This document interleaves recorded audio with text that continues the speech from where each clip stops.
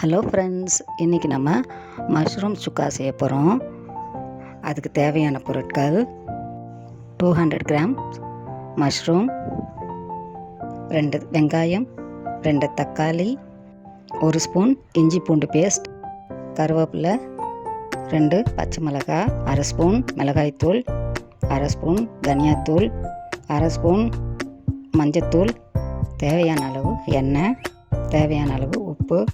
இவ்வளோதாங்க மஷ்ரூம் சுக்கா செய்கிறதுக்கு தேவையான பொருட்கள். மசாலா அரைக்க தேவையான பொருட்கள்: கருவேப்பிலை, துருவின தேங்காய் 2 டேபிள் ஸ்பூன், 4 கிராம்பு, பட்டை, 4 காஞ்ச மிளகாய், 1 டேபிள் ஸ்பூன் தனியா, அரை ஸ்பூன் சோம்பு, அரை ஸ்பூன் மிளகு, அரை ஸ்பூன் சீரகம். மசாலா அரைக்க தேவையான பொருட்கள். ஸ்டவ் ஆன் பண்ணிக்கலாம். ஒரு கடாயை வச்சுக்கலாம். கடாயில் கொஞ்சம் எண்ணெய் ஊற்றிக்கலாம்.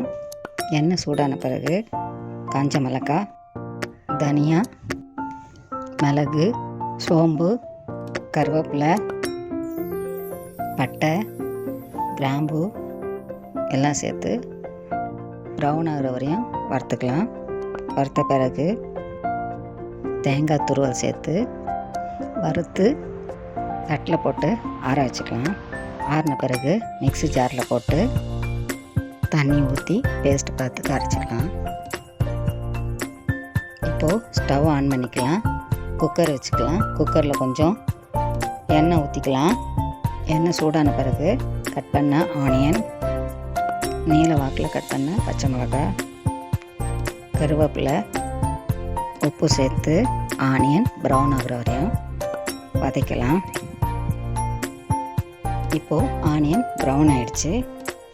கட் பண்ண டொமேட்டோ சேர்த்துக்கலாம். டொமேட்டோ சாஃப்ட் ஆகிற வரையும் வதக்கலாம்.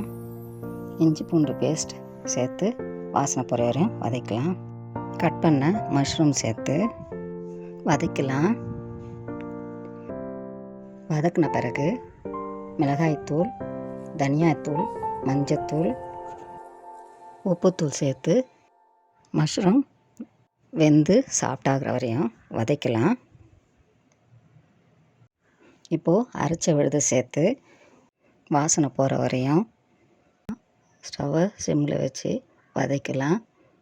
இப்போது டேஸ்டியான மஷ்ரூம் சுக்கா ரெடி ஆகிடுச்சு. மேலே கொத்தமல்லி தழை தூவி சாம்பார் சாதம், சப்பாத்தி இதுக்கெலாம் சூப்பரான காம்பினேஷனாக இருக்கும். நீங்கள் ஒரு வாட்டி இந்த ரெசிப்பியை ட்ரை பண்ணி பாருங்கள். உங்களுக்கு இந்த வீடியோ பிடிச்சினா லைக் பண்ணுங்கள், ஷேர் பண்ணுங்கள், சப்ஸ்கிரைப் பண்ணுங்கள். பாய்.